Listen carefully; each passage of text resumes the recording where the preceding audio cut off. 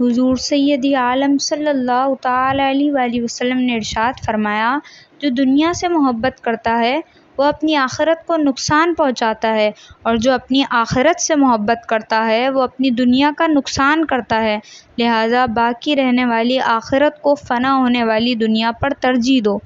محدثین اس حدیث کی تشریح میں لکھتے ہیں کہ تمہارا دنیا سے دور رہنا اس لیے بھی ضروری ہے کہ تم عبادت پر قائم رہ سکو، بلکہ تم کثرت سے عبادت کر سکو، کیونکہ دنیا کی رغبت تمہارے ظاہر و باطن کو مصروف کر دے گی، ظاہر کو اس کی طلب اور باطن